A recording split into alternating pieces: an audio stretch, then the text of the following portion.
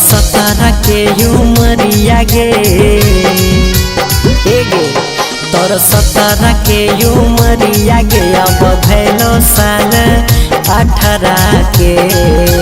हाँ कैसे बनबो तोर भतारा गे लागो बड़ी खतरा गे। कैसे बनबो तोर भतारा गे लागो बड़ी खतरा गे।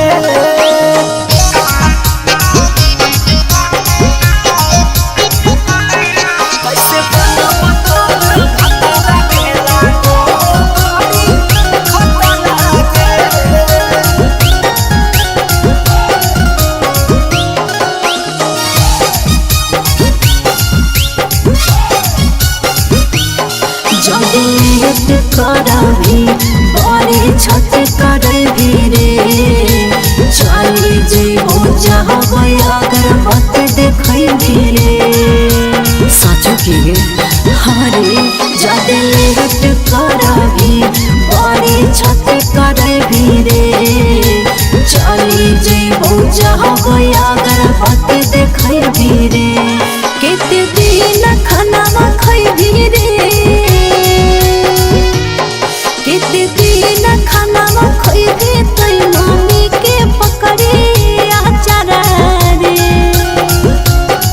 तोर बना तो रोजे जतारा रे बनी जो हमर भतारा रे।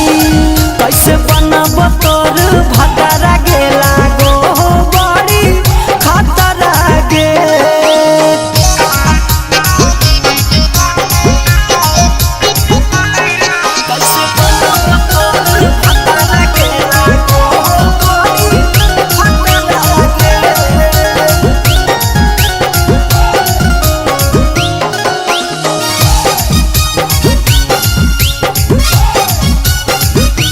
खेतवा जाए परत गे रोटिया पहले परत गे हमारा के संगे सब झेले परत गे। आई डोंट केयर रे। खेतवा जाए परत गे रोटिया पहले परत गे हमारा के संगे सब झेले परत गे। नहीं सुनबो हम गरिया गे गे नहीं सुनबो हम गरिया गे खटुआनी खतरा गे। अच्छा